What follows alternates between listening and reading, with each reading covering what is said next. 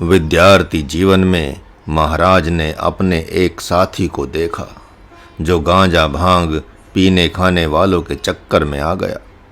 अपने सामने ही देखता था कि वे कहते हैं, अरे ये क्या हुआ, एक फूंक तो मार लो, फिर इसका आनंद देखना। अरे गांजा पिए राजा। ऐसा सुनकर वह साथी महाराज के मना करने पर भी अच्छा लाइए पी लेता हूँ, यह कहते हुए पी लेता था। होली शिवरात्रि के दिनों में भांग खाने लगा। कुछ ही दिनों में उसको धूम्रपान ने अपने घेरे में ले लिया। उसकी एक मंडली बन गई। आश्चर्य तो तब होता था कि वह मंडली गांजा भांग खा पीकर किसी के दरवाजे पर कीर्तन गाने का निमंत्रण पाने पर कीर्तन भी गाती, लेकिन वहां पहले ही गांजा भांग की मांग हो जाती। इस प्रकार वह साथी भोजन मिले चाहे न मिले एकमात्र गांजा भांग खा पीकर सोते रहने का आदी हो गया। 8वीं कक्षा की बात है।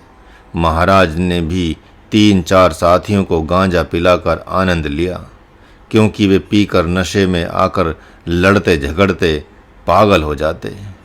उस साथी के साथ एक और साथी भी कभी कभी फूंक मारकर आनंद मनाता था।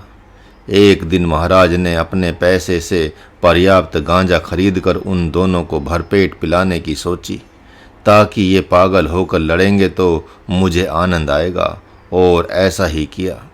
जब गांजा तैयार हो गया तो उन दोनों ने खूब पिया और वह नशा चढ़ जाने पर गुत्थम गुत्था करते हुए भिड़ गए। महाराज दूर जाकर देखने लगा। डर लग रहा था कि कहीं मेरे पर ही ये दोनों टूट न पड़े। जब ज़्यादा भय लगा तो चुपके से वहाँ से भाग गया। वह साथी आलस्य प्रमाद में घिरता गया और इतना घेरे में आ गया कि अमूल्य जीवन गांजे भांग के लिए बिक कर रह गया। जबकि पढ़ने लिखने में भी वह बहुत अच्छा था और व्यवहार कुशल भी था।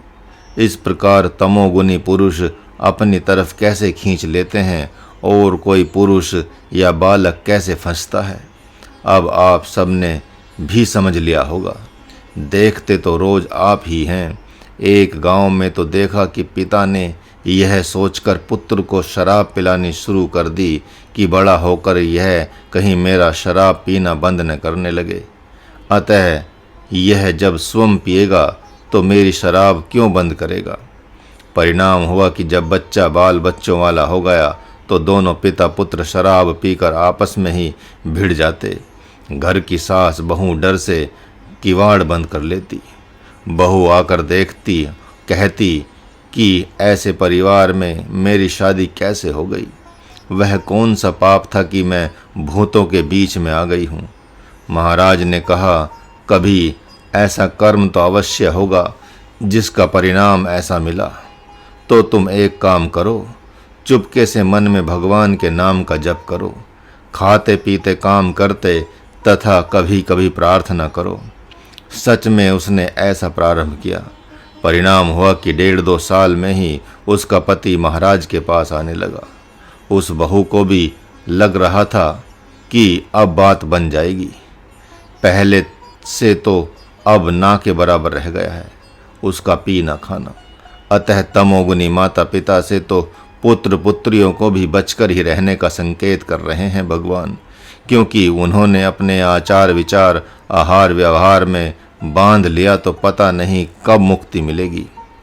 रजः कर्मणि भारतः। रजोगुनी पुरुष कर्म की तरफ प्रेरित करता है, क्योंकि वह कर्मवादी होता है। वह इसलिए कि उसकी दृष्टि सर्वप्रथम खाना कपड़ा मकान तक ही सीमित रहती है। वह कहता है कि भूखे भजन न हो ही गोपाला, ये लो अपनी कंठी माला। जबकि पेट भरकर खाने वाले भी तो कहता ही है कि भजन भी कैसे होगा जब पेट भरकर खाएगा तो सोएगा, भजन कहाँ से होगा। ठीक दोनों के विपरीत भगवान संयम का पाठ पढ़ाते हैं। युक्ता आहार विहार को साधे निज रूप आराधे। सुनो रे पार्थ योगियों, योगियां जोगे धीरे धीरे। महाराज ने एक राजनेता के द्वारा किए गए गीता भाष्य को देखा। उन्होंने गीता को कर्म प्रधान ग्रंथ सिद्ध करने का अथक प्रयास किया है। भगवान महायोगी भी हैं। उनके द्वारा दिए हुए मंत्रों का एकमात्र विद्वता के आधार पर विद्वान भविष्य करें, यह तो शोभा देता है, किंतु जिसने ध्यान योग का प्रयोग एक अंश भी न किया हो तो भी वह ध्यान योग की मीमांसा देने लगे। जिससे जप योग का साधन अंश मात्र भी न किया हो और जप योग की व्याख्या करने लगे। जिसने अष्टांग योग की अंगुली तक न पकड़ी गई हो, यदि वह अष्टांग योग का पाठ पढ़ाने लगे तो यह बात हास्यास्पद होकर ही रह जाएगी। भले ही कर्मवादी इस ब्रह्म विद्या में ग्रंथ को कर्म प्रधान बतावे, भाग्यवादी इसे भाग्य प्रधान कहें, लेकिन यह ग्रंथ तो भगवानवादी अर्थात गुरुवादी है। इस ग्रंथ में समन्वयवाद स्पष्ट झलक रहा है, जिसका आधार सद्गुरु है। भगवान सद्गुरु के पद पर होकर बोल रहे हैं तथा चौथे अध्याय के मंत्र द्वारा आत्म जिज्ञासुओं को उसी की शरण में जाने की आज्ञा भी दे रहे हैं, जहाँ जाने मात्र से जीवन का संपूर्ण विवाद ही समाप्त हो जाता है। इस समय तो रजोगुनी पुरुषों की ही सर्वत्र बाढ़ हो गई है। जो इस बाढ़ में न डूबे वह पुरुष अत्यंत भाग्यशाली है। उन विषयी पुरुषों के द्वारा कर्म की प्रशंसा इतनी हो गई है कि सद्गृहस्थों ने अब संध्याओं में जप तप योग करना छोड़ दिया है। 3 संध्याएं सुबह शाम एवं दोपहर की होती हैं, जो सद्गृहस्थों के लिए ही निर्धारित की गई हैं। लेकिन किसी भी संध्या में अब भगवान के लिए बैठना संभव नहीं हो रहा है। जो लोग संध्या में 15-20 मिनट जप ध्यान करते भी हैं, वे टेलीफोन पास में रखते हैं। यदि टेलीफोन नहीं आया तो संध्या कर रहे हैं, और नहीं तो फिर संध्या करने की आवश्यकता प्रतीत नहीं हो रही है। वे कर्म के प्रशंसक इतने बुद्धिमान हो गए हैं कि उनके बाल बच्चे ही उनके परम विरोधी होते जा रहे हैं।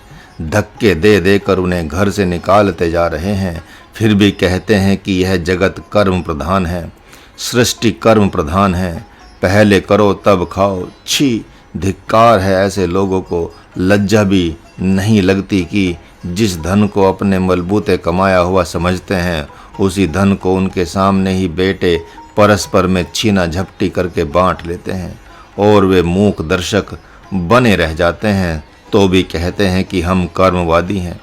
बेटा हंसता है, कहता है हम भाग्यवादी हैं, हमारे भाग्य से आपने कमा रखा है, इसे हम नहीं भोगेंगे तो कौन भोगेगा। दुगाने गांव हिमाचल प्रदेश सिरमौर में आत्मानंद ने एक भक्त से कहा कि अब तो मकान पर्याप्त बन गया, अब आप भजन पूजन करें, वृद्धावस्था आ गई है, भगवान के पास जाने की तैयारी करें। तो उन्होंने कहा 3 पोते हैं, 3 मकान चाहिए। पिता का धर्म है कि वह बच्चे बच्चे की संपूर्ण व्यवस्था करके जाए। हम गृहस्थों की यही पूजा है। महाराज को हंसी आ रही थी कि वे भक्त उल्टे उन्हीं को ज्ञान देने लगे। रजोगुनी साधकों के संसर्ग में आत्म जिज्ञासु भी कभी कर्मवादी बनते दिखते हैं, जबकि उन्हें तो प्राणायाम आसन कम तथा आत्मचिंतन विशेष करना चाहिए। आत्म जिज्ञासु तो प्राण विजेता होने की कामना नहीं करते, बल्कि प्राण से उदासीन होने का प्रयत्न करते हैं। इन दोनों मंत्रों के माध्यम से महाराज अब आप सबको युद्ध के मैदान में ले चलता है, जहां आप भगवान का दर्शन करें, जहां वे महात्मा अर्जुन को झकझोरते हुए एक विनोद कर रहे हैं कि हे पार्थ, तुम प्रकृति की सामर्थ्य को तो देखो कि उसी ने इस समय तुम्हारे पर शासन करना प्रारंभ कर दिया है। धृतराष्ट्र रजोगुनी पुरुष हैं, पितामह भीष्म द्रोणाचार्य आदि सतोगुनी पुरुष हैं, और दुर्योधन कर्ण शकुनी दुशासन आदि तमोगुनी पुरुष हैं, जिन्हें तुम अपना स्वजन मान रहे हो। यह तुम्हारे भीतर की ही तो प्रवृत्ति है, जो सत्गुण धारण करके बाहर प्रकट हो गई है तथा तुम्हें अपनी तरफ खींच रही है। वह मोह ममता में बांधना चाहती है। हे पार्थ, इतना जान लो कि जो भीतर है वही बाहर प्रकट है, और जो बाहर है वही भीतर में प्रकट है। चलचित्र के पर्दे की आकृतियों को कोई अपना नहीं मानता, बल्कि सभी समझते हैं कि ये बाहरी आकृतियां छोटे से कैसेट से प्रकट हो रही हैं। उसी प्रकार तुम्हारी ही चित्तवृत्तियां इस समय बड़े पर्दे पर दिखाई दे रही हैं, जिन्हें तुम्हें किसी प्रकार का महत्व नहीं देना चाहिए। तुमने मेरी कृपा से ही इन वृत्तियों का उल्लंघन कर युद्ध में इनका वध करने का निश्चय किया है। अब पुनः उन्हीं के अनुशासन में बंधने क्यों जा रहे हो? कभी तुम राजा धृतराष्ट्र के मोह में मारे गए, तो कभी दुर्योधन, शकुनी आदि की चाल में फंस गए, तो कभी पितामह भीष्म एवं द्रोणाचार्य के प्रति शीलता एवं विनम्रता के घेरे में आ गए। अतः अपने को तुम पहचानो। तुम इन 3 प्रकार के पुरुषों से एक पृथक पुरुष हो, अर्थात तुम तो आत्मा हो, आत्मा। और आज तुम इतना जान लो कि आत्मा किसी के बंधन में नहीं आता, बल्कि उसके बंधन में सब आ जाते हैं। मानो इन तीनों गुणों ने परस्पर में मंत्रणा कर ली है कि हम बारी बारी से तीनों में से एक जीवात्मा को नचा नचा कर आनंद लेते रहेंगे।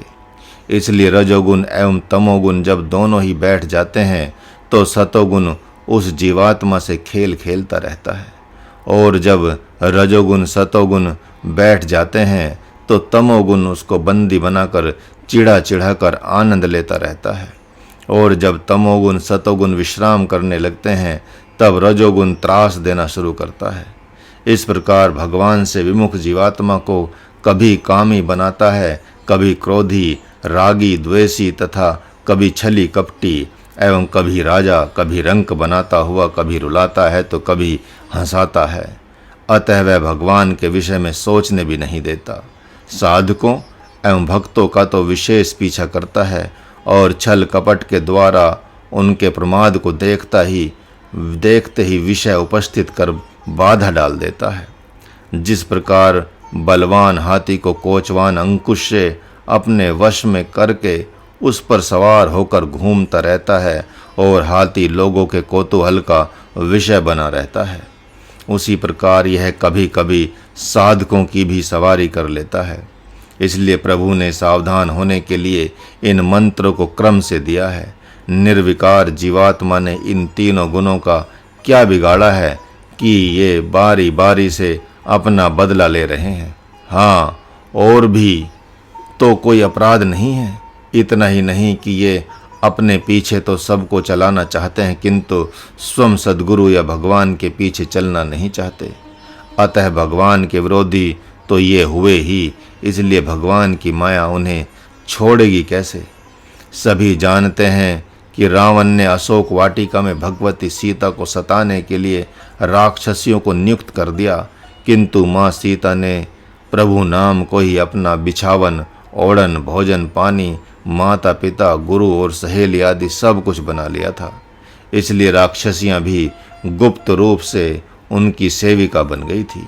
रजस तमश्च स्वाभी भूय सत्वम, इसका सगुण अर्थ भी देखना चाहिए, क्योंकि कोई भी आंतरिक वृत्ति बाह्य वृत्ति के संसर्ग से ही अति प्रभावकारी होकर व्यापक हो जाती है, अर्थात बाहर फैल जाती है और आपके तन मन वचन को अपने घेरे में लेती है।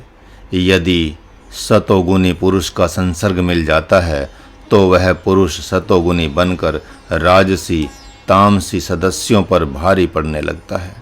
एक ऐसे परिवार को महाराज ने देखा जिसमें कुछ राजसी एवं बहुत तामसी पुरुष थे, जिनमें एक बच्चा कुल गुरु का संसर्ग पाकर भगवान शंकर की पूजा पाठ करना प्रारंभ कर दिया। फिर क्या 2-3 साल में ही उसके घर के राजसी एवं तामसी सदस्य उसका आदर मान करने लगे। उन लोगों के राजसी एवं तामसी आहार व्यवहार से सर्वथा भिन्न होने से उस बालक की गांव में ख्याति होने लगी। सज्जन लोग भी उसके दरवाजे बैठने लगे। उसका प्रभाव अपने राजस एवं तामसी सदस्यों पर ऐसा पड़ा कि धीरे धीरे 8-10 साल में ही सभी सदस्यों ने तामसी आहार व्यवहार का त्याग कर दिया। उसी प्रकार एक परिवार में देखा कि दिन रात शराब पीने वाला, जुआ खेलने वाला पिता खा पीकर जुआ खेलकर सोता रहता था, अश्लील टीवी देखता रहता था, लेकिन उसके बच्चे सब देव प्रकृति के हो गए। वे सात्विक आहार व्यवहार वाले हो गए, लेकिन वे बच्चे उससे इस प्रकार डरे रहते थे कि जैसे वह भगवान हो। ऐसा हो भी क्यों नहीं, क्योंकि वह तामसी पुरुष अरबपति बाप का इकलौता बेटा था, नगर सेठ कहलाता था। संपत्ति तहस नहस होती गई, लंबा काल बीत गया, किंतु जब पुत्र भी बाल बच्चे वाले हो गए तो उस तामसी पिता की तरफ धीरे धीरे देखना भी बंद करने लगे। परिणाम यह हुआ कि अब वे बच्चे अपने माता पिता से अलग रहने की स्थिति में आ गए हैं। पहले तो वह तामसी पिता ही सात्विक प्रवृत्ति वाले बच्चों पर भारी पड़ता था, लेकिन अब वे ही उसके ऊपर भारी पड़ने लगे हैं। अब वे उसकी एक नहीं सुन रहे हैं। आगे जो होगा वह तो सभी जानते हैं, क्योंकि अब शहरों में तो लगभग घर घर की यही कहानी बनती जा रही है। महाराज सबके माता पिता को देखता है कि अपने पुत्र से श्रवण कुमार जैसा व्यवहार करने की अपेक्षा रखते हैं, किंतु स्वयं श्रवण कुमार के माता पिता जैसे नहीं बनते। वे स्वयं राजा जनक नहीं बनते। सभी लोग अपने से छोटों से आदर्श व्यवहार चाहते हैं, किंतु स्वयं आदर्श शिष्य नहीं बनना चाहते। सतोगुण कैसे सुख में बांधता है, पुनः वाल्मीकि रामायण की एक कथा के माध्यम से देखें। वन प्रदेश में भ्रमण करते हुए प्रभु श्री राम ने स्वर्ग से उतरकर एक पुरुष को अपने शव मरे हुए शरीर को सरोवर के किनारे खाते हुए देखा। अगस्त्य ऋषि ने कहा, हे राम, इन्होंने वानप्रस्थ आश्रम में रहते हुए घोर तप के द्वारा दिव्य लोक प्राप्त किया है, किंतु जहाँ संकल्प से ही भूख प्यास बुझाने के लिए दिव्य पदार्थ उपस्थित हो जाते हैं, वहाँ पर भी इनकी भूख प्यास नहीं गई।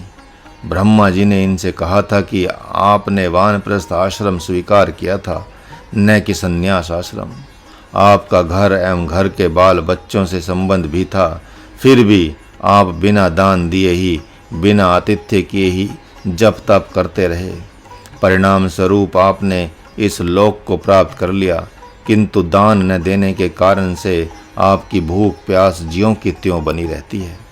यदि आप इससे मुक्ति चाहते हैं तो वहाँ पर अर्थात सरोवर के किनारे आपका शव अभी सुरक्षित है, उसी को रोज आप खाकर आया करें।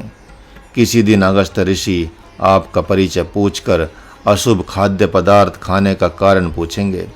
उस समय आप कारण बताकर उन्हें अपना बाजूबंद एवं हाथ का कड़ा दान कर देना। उसी समय आपका शव अंतर्ध्यान हो जाएगा और आप भूख प्यास से मुक्त हो जाएंगे। हे राम, अभी आप यहीं से देखें, मैं अभी इस देवता को मुक्त करता हूँ। अगस्त्य ऋषि ने जैसे ही उनके पास जाकर बाजूबंद एवं कड़े का दान लिया, वैसे ही शव अंतर्ध्यान हो गया और वे देव पुरुष ऋषि को प्रणाम करके दिव्य लोक को चले गए। सतोगुण जब बढ़ता है तो उस अवस्था में मनुष्य ही क्या, असुर ने भी जप तप योग करके दिव्य शक्तियों को प्राप्त किया है। वे दिव्य शक्तियों द्वारा प्राप्त दिव्य सुख में फंसे तो कोई बड़ी बात नहीं है, किंतु साधक एवं भक्त भी उन्हीं के जैसे तीनों गुणों के बंधन में आते रहें, यह शोभा नहीं देता। तमह सत्वम रजस्तथा।